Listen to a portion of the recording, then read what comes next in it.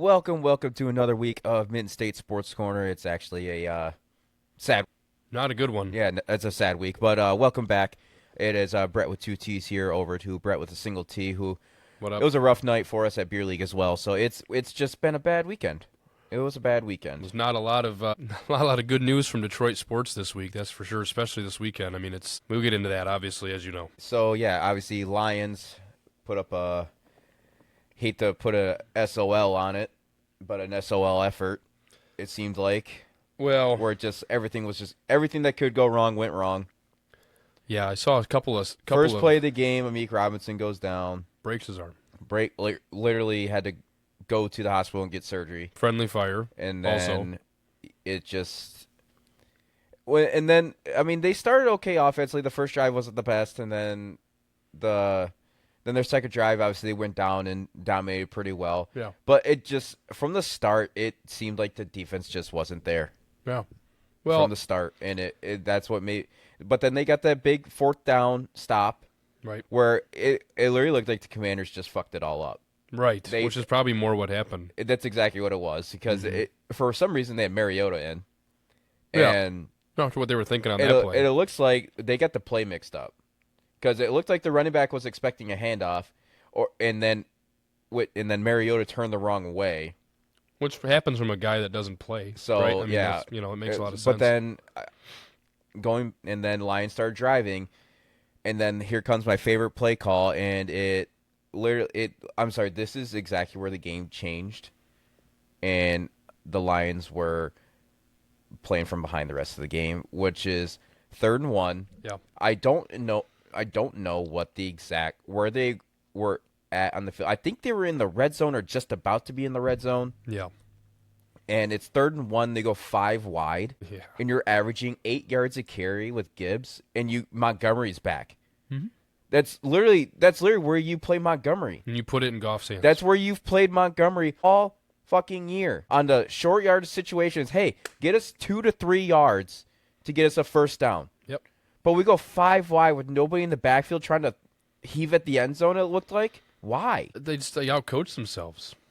I mean, it felt like, honestly, after you really assess the game, a couple days later, it felt like both coordinators had their foot out the door, one foot out the door and one foot in, and they. We'll get to that. I know, and I know what you're saying. That's what it felt like, and Dan summed it up best in the post game of it just when the offense would go and get a touchdown, the defense would give one up, or the defense would get a stop, and the offense wouldn't do shit. There was never a time where the team felt like it was in sync. As you mentioned, that turnover by Goff really screwed him. I mean, And he obviously he was 5 scrambling in the turnovers pocket hurts. because Glasgow was just horrid. One of his worst games I've ever seen him And play. that- That the guy- includes games at Michigan. And that guy was coming in off Glasgow's left side, Right. and Goff was scrambling, and the guy literally just popped it right on his hands. And this is just one sign where it all came together. It was like Yep. they're not going to get the bounces tonight. Whereas that fumble, it literally takes one bounce right into a commander chest. Well, yeah, I mean, obviously they didn't have any ball luck at all, right? Just in general, you could tell. I mean, Yeah. they were sailing passes and and not hitting gaps at time. The run game actually, though, overall was really good. I mean, So Gibbs why was did we dominant. abandon it? Again, Why? we'll get into Why that did with Goff coordinators throw for sure. 40 fucking times? When Gibbs is 14 carries for 108 yards, I believe is what it Yep. was. And then you stopped running the ball. It's and they couldn't stop him. No, nobody in the NFL stopped him all So year. it's why? Get outta here. Why did we literally not ride his horse that whole game until Washington maybe somehow found a way, and then that opens up the rest of everything else you want to do. Right. I don't know. I mean, I think the feeling to me is it has the little bit of you think about the Houston game, okay? They come out and laid an egg in the first half, as you're well aware, okay? Dominated the second half, right? Found their game, and you almost you got through that first half and you're like, all right, we've been here before, right? We had a week off. Guys are slow, the coordinator thing, right? All right, cool. The bye week.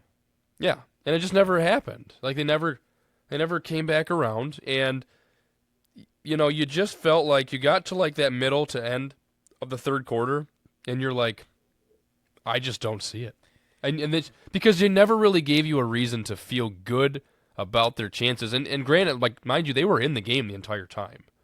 Somewhat. But you know what I'm saying? Like at the end of the day, they had a But way enough weapons, if you when will. we needed that one defensive stop, Yeah, never couldn't got get it. Well, it helps. Never got it. That hurts when you have, 6 defensive starters out and their backups. So that's kind of how that goes sometimes. Yeah, it was just. And that's not even making excuses. It's just it is what it is. That is Yeah. what happened. But it wasn't even injuries that killed this team. I think it was coaching personally.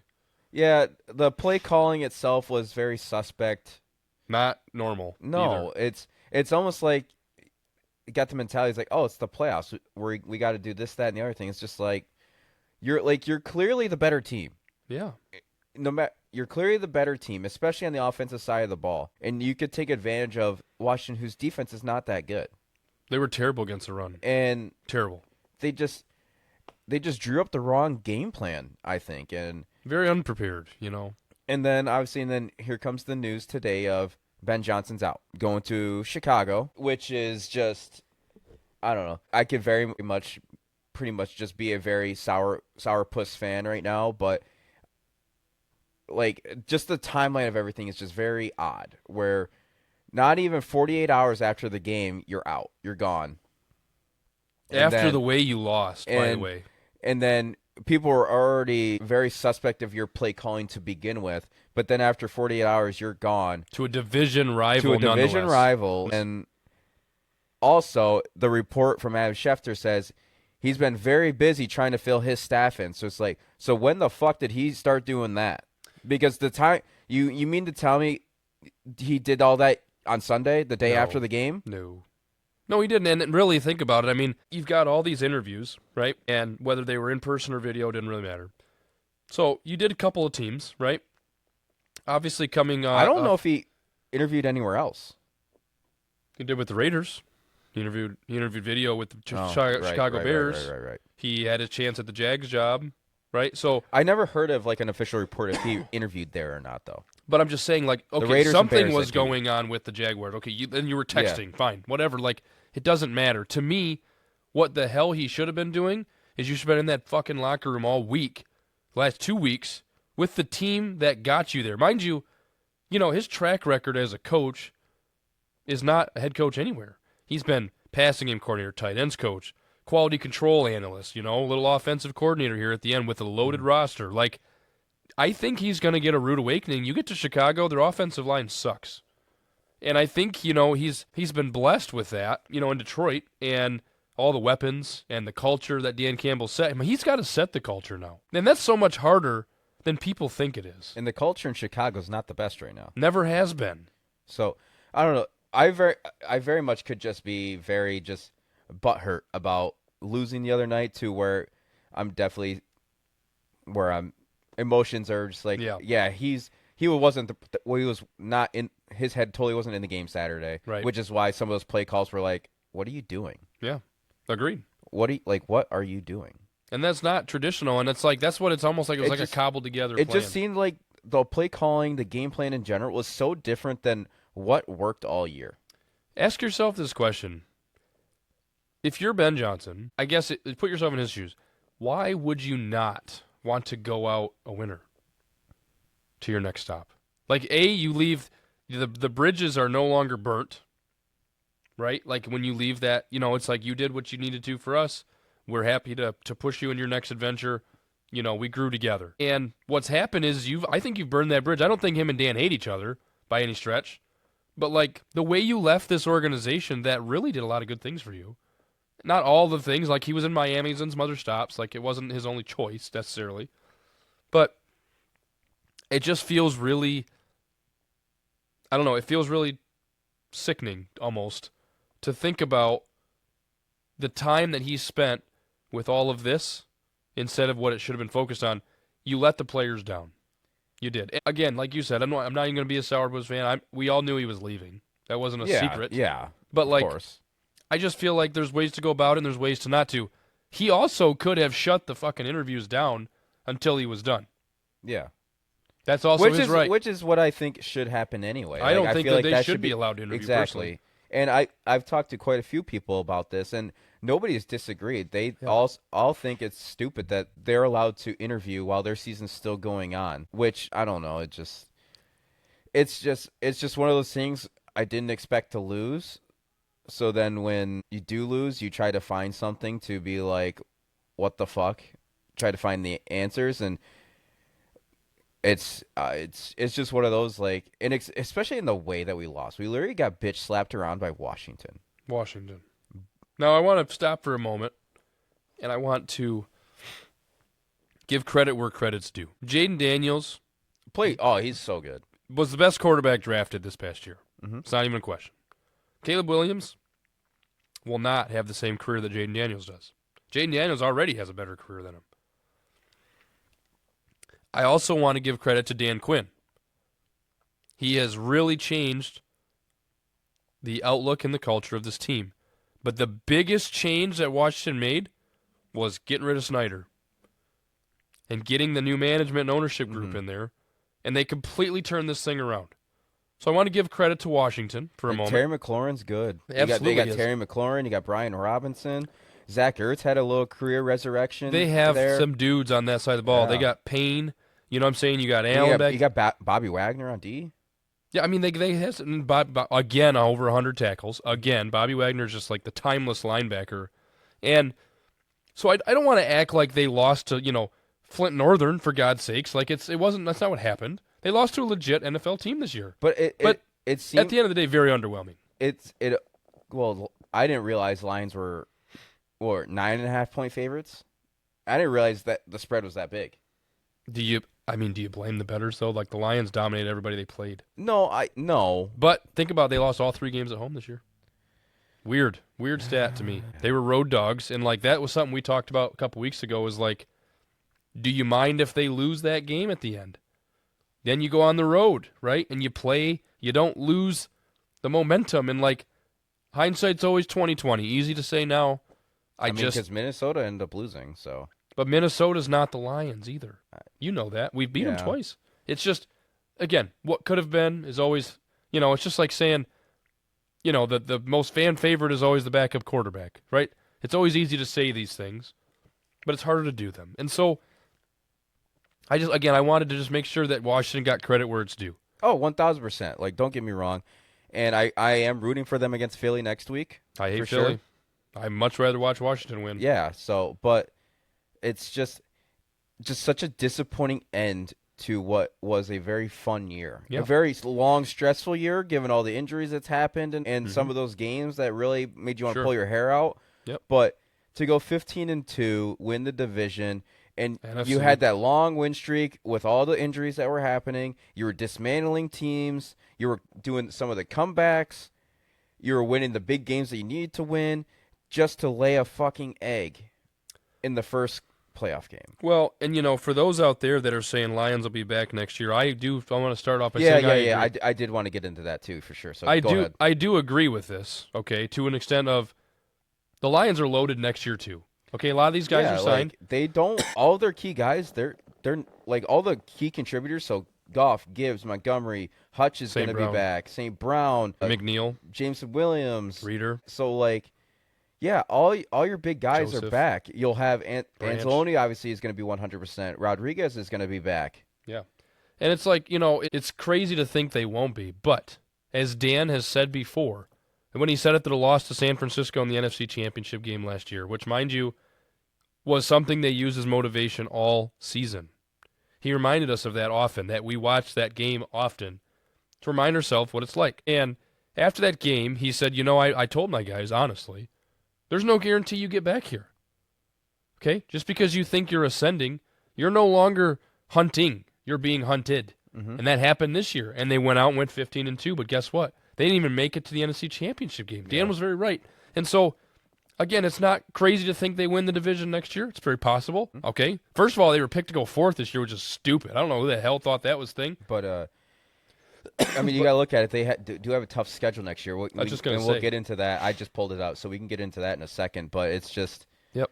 But, yeah, the people that think, like, this was the Lions' only year to do something. That's also crazy. That's, like, you're also the same people that think Steve Eisman's the sole problem for the Red Wings' struggles. And you should leave. So, goodbye. You want Kenny Holland over Eisman? Like, you're insane. That's so not the case. Because you look at it, like, the core group of this team that is literally your team. Yeah. They're not going anywhere. No, God, You still no. have your coach. Yeah, you're losing your coordinators, but at the same time, this is a very bold take, but coordinators are pretty easily replaceable. And mind you, for those of you that think Dan Campbell's just a meathead, he is very smart, and Yeah, he who's promoted Ben Johnson from an unknown coordinator or to an exactly? unknown role to offensive And coordinator, who's and to that worked say? out pretty damn good. Who's to say you don't have a diamond in the rough already sitting They on your do. staff? They already do. They've Like, already got a couple of them, actually. Matter and of so fact. and exactly, and that's how coordinators make their name. Yep. They work their way up and Yep. everything. And so who's to say that who they don't replace these guys with end up being better? I have a slightly bold take, not that bold.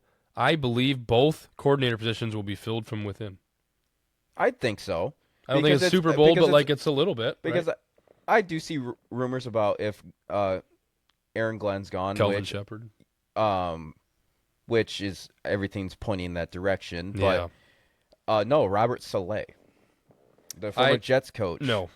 But Nope. I hear He's going to San Fran. Yeah, I would say I heard the Niners are going to throw the bag at him. They already, they basically offered him what he wanted.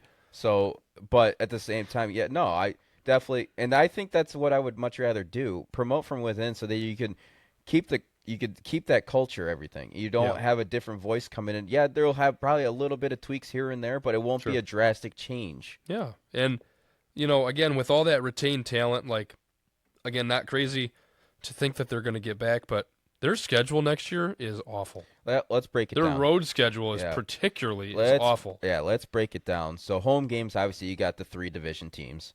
Yeah. But then Dallas comes to town for Finally, it's about fucking time. finally. Jesus Christ. I feel like Dallas never has fucking road games. Well, yeah, they didn't win at all at AT&T this year. So, And then the Giants come to town. The Cleveland Browns, I'm okay with those. Steelers, and the Bucks come back. Interesting on the Bucks coming back again. Like, Yeah, I feel like they've been over here a couple times now, but with the playoff game and stuff makes sense. yeah. So, but then obviously road. Obviously, you got the 3 divisions. Yeah. Going to Washington. Awful. Going to Washington. Awful. Going to Philly. Awful. Going to Cincinnati. Awful. Going to Baltimore. And going to Kansas City. Why isn't Kansas City coming here? We just went to Kansas City. What is that? Well, you know who's paying the referees. Come on now. And we go to Los Angeles. So we have 3 road games. Actually, all of our road games, aside from Chicago, Cleveland. Cincinnati, and Cleveland was Cleveland, are home. all playoff teams. I know. That's the formula the NFL uses, so it's not like that was just random generated. No, exactly. It's absolutely how this works, and that's how we got the schedule we had this year as well. Let's not forget. But at the end of the day, that schedule is terrible. I mean, it's not unrealistic to think they lose a couple more games next year, right? Mm-hmm. I mean, again, not because they're worse or better or like none of that is even relevant in the sense of just natural attrition. And, it's not common to go out and win 15 fucking games. No. I mean, okay, so would you rather sneak in at 11-6 but have a bigger run, or do you want to be 15-2 and get the layoff? I say we try something different. The definition of insanity is doing the same thing again and expecting a different result. I don't know, but yeah, that road schedule sucks, man. It's brutal. Sucks. We start on the road or at home next year? I don't think it's been set of like. Yeah, I think it's just the opponents have been set. I could definitely see them doing Kansas City, Detroit to start the season like they did a couple years ago. I could see that being, or Detroit, Philly, or Detroit, Washington. I could see those being like the start of the season. Yeah. Because they don't usually start the season against a division opponent. Nope, and they shouldn't. I don't So- think it's such. I really don't think you should, to be honest with you. So or either way, this is my take of like who the Lions will 1,000% get one of the primetime games week 1. Mm-hmm. Whether it's the Thursday night Right. or the Sunday night or the first Monday night. Right. But it's going to be there's 4 options here. Mm-hmm. Of Washington, Philly, Baltimore, Kansas City. Okay, so And they got to go on the road to do it. Right. I don't know. Ford Field, the fans did great. It's not a fan problem. They didn't have the same vibe at Ford Field as they did on the road. They just didn't. Yeah, the whole vibe on the road this year was great. It was awesome. It was great. This was the year to take advantage of, what you had. But What's one intrigue? There's an intriguing matchup in there that it's not a team that the Lions. I don't honestly, in recent memory, I don't remember them playing, and it's Pittsburgh. yeah. I Well, they can't- played Pittsburgh. It was only a few years back. I mean, Really? Did the they? Patricia era, they played them. They tied them. Oh, that's right. And it was in Pittsburgh. I It do was. remember this. Yes, yes, yes. Yep, and it was an ugly game for everybody. Well, every game in the Patricia era was ugly. So But yeah, they did tie I them. do, but okay, I do remember that now. But yeah, that's a team you don't see them play too often. Is Pittsburgh? Yeah, well, Like they used to. Pretty sure they used to play Cleveland like every damn year. because it was worse way to back worse. when, You know what I yeah. mean? And that was not uncommon to play But I know, Jacksonville. but I know Cleveland. the NFL. That yeah, like you said, they have like this structure where they do like divisions versus divisions every year. So Right. clearly, the Lions this year got the NFC East because they got all the NFC East teams, and they got the AFC North. Right. Which is a division they haven't played a lot against. When's the last time they played Cincinnati? I don't. It's been a bit. They've never played them in the Burrow era. No. I'm pretty sure. They played Baltimore and got heartbroken by Tucker at home. Well, no. Well, NFL record field Baltimore goal. also slapped them around in Baltimore last year, Correct. Like, not good news and there. so now we got to go back to Baltimore again. Not good news there. The Eagles, I'm still not scared to play the Eagles even today. I'm just not. Things will change, but it's not not this. Yeah, obviously the schedule's not easy, so they're going to have their work cut out for them. I just had a lot of hopes for this team, and like the rest of the fans in this state, it was a somber Sunday and Monday so far. It was hard. And now we're watching Ohio State just run around. Honestly, you can tell by tones of our voices, the vibes are low right now. Vibes are low. Vibes are low. We also got smacked around in men's league yesterday. Yeah, bringing a fucking East Coast player.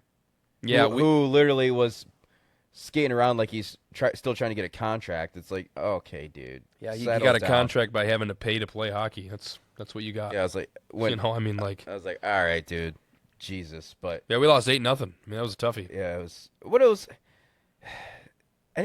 We don't play well in the late games, No. because like we were just saying, the vibes are low, the attendance is low. It's just Yeah, we don't have the same team every week. That's tough too. no, we don't. And good, bad, or indifferent, everybody has their reasons. You know, it just makes it hard to have that consistency every week.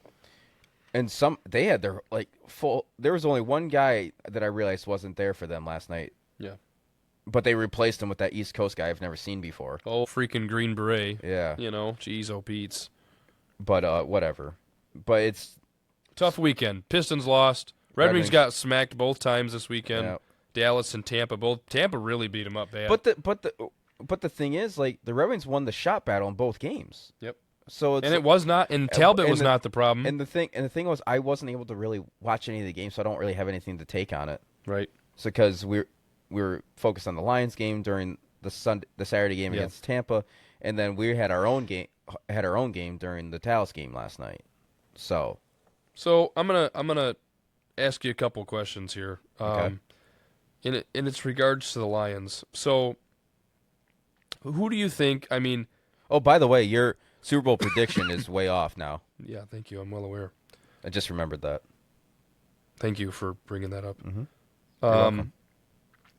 Anyways, do you feel better now? Or No, not really. okay, so the Lions have the Lions pending free agent list. I'm going to give you some Okay. names. Okay, I'm going to give you the names. Okay.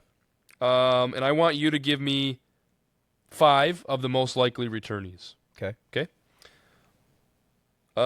So the list goes as such. Unrestricted free agents, mind you, this is just a list of unrestricted. Carlton Davis, Kevin Zeitler, Levi Onwuzurike, Derek Barnes, Melifonwu, Tim Patrick, Dan Skipper, Marcus Davenport, John Kaminsky, Khalil Dorsey, Pat O'Connor, Al Quadine Muhammad, Ben Neiman, Vildor, Mosley, Bridgewater, Michael Badgley, Kyle Pecco, Allen Robinson, Ezekiel Turner, Natane Muti, Jonah Williams, and Quan Alexander. It's a lot to decipher there, but give me 5 names that stood out to you that you expect to return. Doesn't matter contract or caps. We're not looking at that at the moment. Just vibes and most likely to return. Derek Barnes. Okay. Tim Patrick. Kevin Zeitler. Skipper. Okay. You say a couple more names for me. The list was so long. I know it's hard. I'll start from the top just to give you probably that first half. Davenport. Carlton Davis, Onwuzurike, Melifonwu, Patrick, Skipper, Davenport, Kaminsky, Dorsey, O'Connor, Muhammad. I think Davenport because you need that D-line help, man. Okay. You need that D-line help. So I got a pretty similar grouping. I would agree on the Derek Barnes. I think he's a dude in the middle that Well, really he played homegrown. obviously, he didn't play this year because he got hurt. Yeah, another one that really was coming into his own. But he had such a good year the year prior. Yes. So I feel like you got to take another chance on him. Just Yes. because he got hurt, you can't give up on him. Got to give him another chance, I think. And Skipper has always done well in his role. And as we talked about with John last week, where I thought Tim Patrick's been the surprise of the year, like the underrated surprise of the year. Oh, sure. So I would love to bring him back. Sure. Would love to bring him back. And then who else did I say? Kevin Zeiler. Kevin Zeiler played very well at the end of the year. He was good in Baltimore too. So one of the best guards on the market when we had him. And I think my list is pretty similar, to be honest. I got a surprise pick in there, but just because of how he played down the stretch. Zeitler was on my list. Barnes was on my list. Dan Skipper was on my list. Al-Quadin Muhammad is on my list. And I think that because dude played well. He really did, and especially in his role. And again, we're not talking contracts. I just think production fit, needing D-line help. Him as a third-string defensive lineman, I'm cool with that. Mm-hmm. I don't think he's the starter like he was at the end of the year. But I think he's really good as a third. Can you imagine him? Anybody with Hutch is better. So, and then, obviously you could speak for a lot of other guys. But I think my fifth most likely to return is probably Carlton Davis. So, it's like a Bridgewater, it's up to him. He's Badgley, no. Bridgewater's going back to high school coaching. I think he's already said that. Allen Robinson, no. Didn't do anything. I mean, he was practice squad all year. Jonah Williams was signed after all the injuries, no. Quan Alexander, probably the same thing. He's been practice squad. Yep. Ben Neiman, no. In the time Quan Alexander got on the field, he was very not impressed. There was a reason he was on the market. Yeah. Vildor, I mean, he's not helped us, but he's special teams or something. I could see there possibly being a role there just because he knows the system. Mosley, I think you give up there. I'm sorry, but too many years of missed time. Mm-hmm. So Kaminsky, I really liked him. Answerky, I don't see him coming back. To be totally honest with you, health's been a big problem. We're gonna have to address because Lions do have a lot of cap space too. Over $60 million. So top five. We're definitely gonna have to address when the season's over. We'll go over some free agent targets that we think could fit well. Mm-hmm. Because obviously because who's to say who won't be on the market once the season's finally over and they start releasing people and such Yeah, the roster will turn over a lot. Yeah. And keep in mind, restricted wise, the only two real big names, Craig Reynolds and Shane Zylstra, sorry. I'd bring back Craig Reynolds. I love Craig Reynolds. I'd bring him back. He reminds me of Kennedy.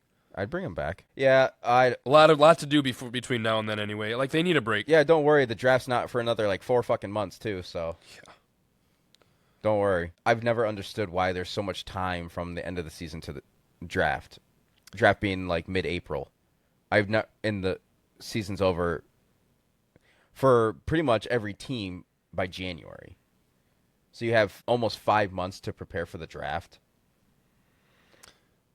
When you have all and they don't start doing draft interviews and stuff till 2 weeks before. So what are they doing?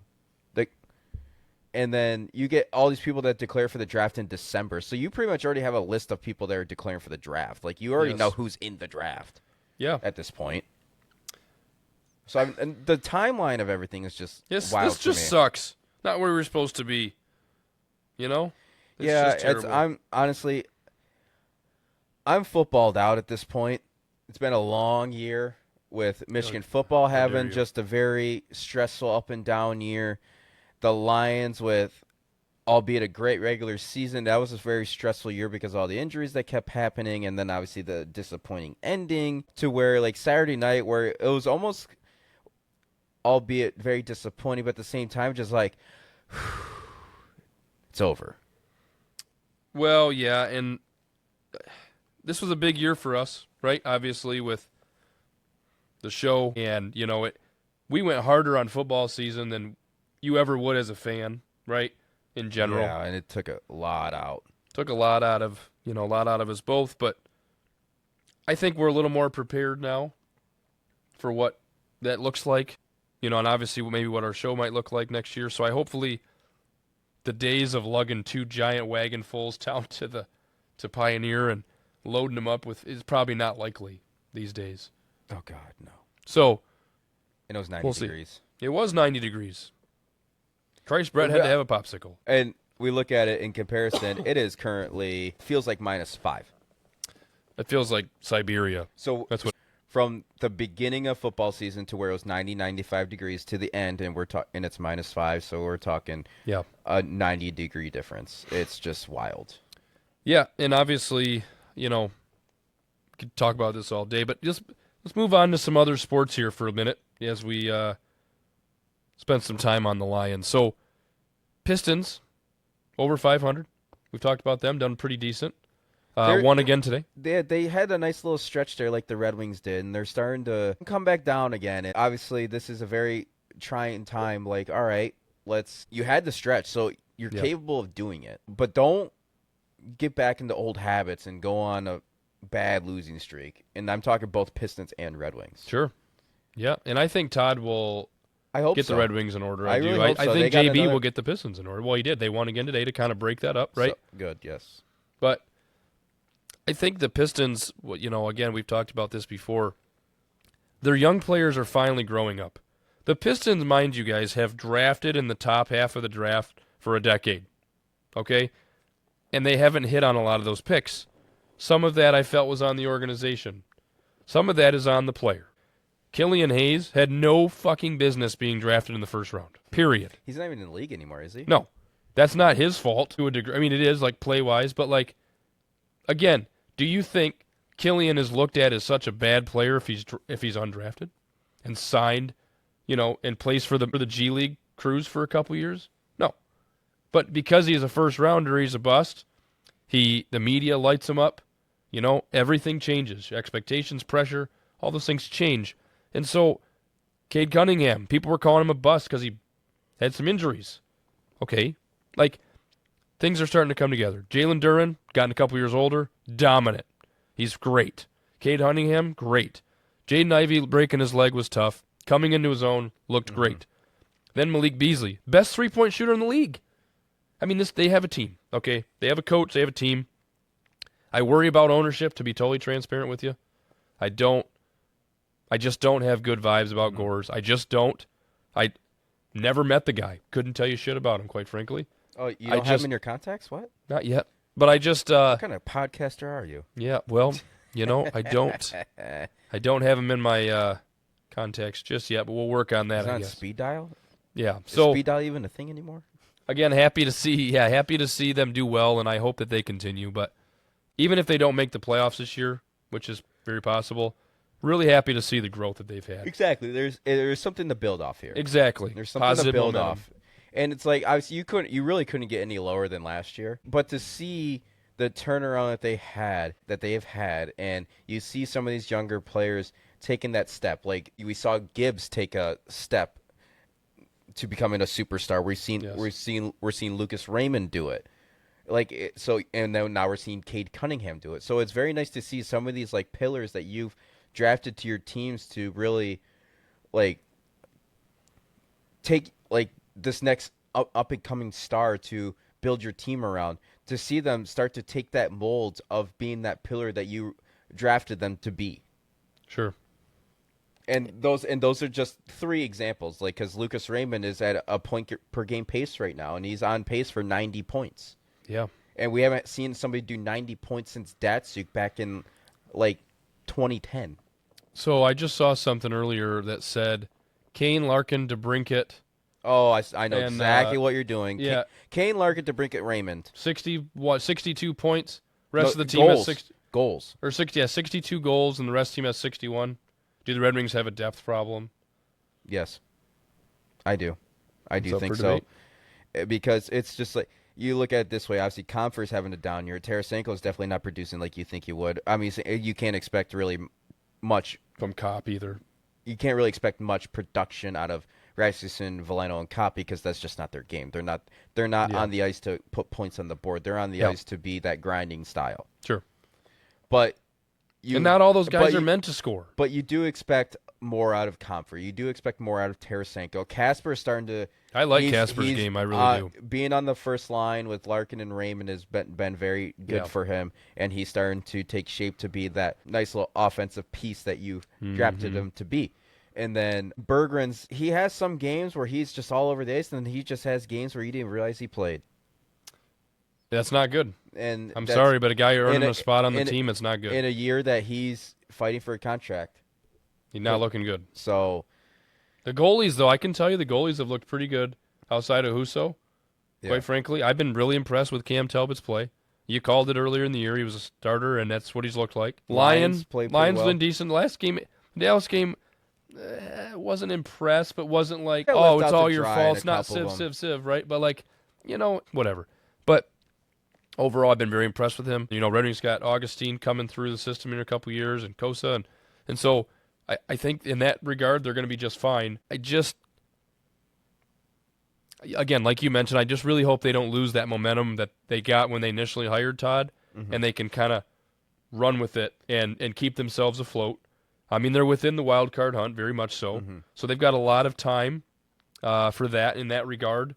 But they also don't have a lot of time, if that makes sense. Exactly. But it depends on what they're going to do at the deadline. I think that's what's going to change the trajectory. And here is like something I mentioned back when McClellan was first hired and we first talked about it. And I made a mention of, like, if you win 60% of your games coming in, so like a 600 winning percentage coming in, you definitely give yourself a shot. Absolutely. Especially with how the East is laid out this year, with how everyone is just – there's a fucking log jam, man, and it seems like there's not really a team that's like, no, I'm going out and taking it. Everyone's just kind of still just there. So nobody's separating themselves. Exactly. Yeah. And I was reading something just the other day, and someone made a mention, if Red Wings wins 60% of the games coming in, they definitely give themselves a shot. And I'm just like, I feel like he listened to our podcast because I said the same damn thing. Yeah, absolutely. And that's not easy to do. Let's be clear. No. That's not easy to do at all. But it's also not unrealistic. But someone broke it down. So they had and this was prior to these past two games this weekend. So they had 38 games left. And if they won 22 of them, yeah, pretty much. It put them at, I think, more points than they had last year. Did you also see the Red Wings' strength of schedule the rest of the way is the hardest toughest. in the NFL? Well, or the NHL, excuse me. Can't get football off our minds, apparently. Yeah, well, we're watching the national championship. Ohio State's just... There's a reason why this game didn't get a lot of buzz. Yeah, 28-7 in the third quarter. $20 million. Whatever. But lost to Michigan. Scared. Ryan Day. Yeah, you got me off track now. Damn it. That's all right. That's what I do. This is the NHL. Sorry. Yeah. Go Red Wings. It's like, but they're on the. Now I remember. Yeah, now that they're on a very tough 4-game road trip, where they started in Florida on Thursday and beat them, and then they had to go to Tampa and lost, and then they went to Dallas and lost. But then now they got to go to Philly, and they struggled in Philly for years. But you go and win the game in Philly, and you go 2-2 on the road trip. That's cool. And on one of your toughest road trips of the year. I won't be upset. That's fine. That's what you're supposed to do. You're supposed to win. The idea, right, is usually 50% of your road games, and then you win 70% of your home games, and it blends. And just don't lay an egg like you did on the California road trip. That was embarrassing. That still might come back to haunt us. That's where Lalone should have been fired. Right after that. We talked about that. Like, if that fucker gets to ride home, yes, that's a problem. And Todd got left. It can happen. Yeah, Todd got left by the Sharks. Yeah, it's just. So just go out and win in Philly, finish the road trip 2-2, and then that gives you some momentum going into another little bit of a homestand. Sure. And then what is also coming is that 4 Nations, so you get a little bit of a break there, which helps. Sure. So just don't go on a string of 4 losses. Yeah, you've lost 2 in a row now. Reset. Leave it at 2 in a row. Right. Agreed. Leave it at 2 in a row. Agreed. Come back and win 2 in a row. I agree. Least. I totally agree. And then it evens it out essentially, and it just you can't go on these stretches like they did to start the year, or if we even think back to March of last year. Right. You can't go on those stretches. Sure. You can't be that team if you expect to take the next step. Which I think they can. You just can't be a team that goes on a 5-game winning streak, but then follows it up with a 5-game losing streak.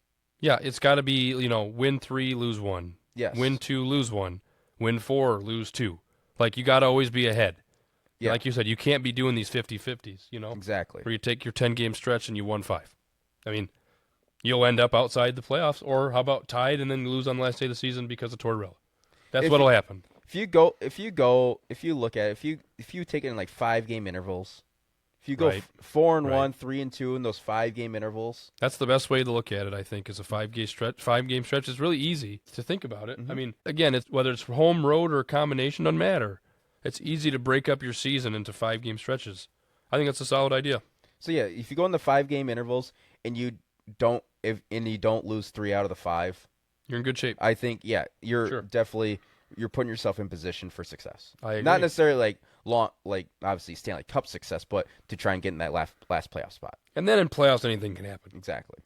You know how that can be. Exactly. So Yeah, I don't know. I mean, we'll see. I mean, it's obviously a lot of games left to a degree, but not a lot of games left. And I still say to this day, letting Milan go, they waited too long, which might have still tanked their season to a degree, but they've got time to figure it out. And I like what Todd's doing. They have a lot more fight, man. Way more fight. Looks like a much better team. just don't lay a absolute egg like March of last year. Or every year he was in charge. And create some, albeit last year's team definitely created buzz going into this year, but Of course. But I think with a new coach where then he can find, like he has a say in the free agents that come in. He has a say that what prospects get a shot, Right. because I don't think Lalone, obviously you could tell Lalone wasn't He very didn't know good how at to that. fix things. So He was clueless. create something going into next year if you don't end up making the playoffs. Right.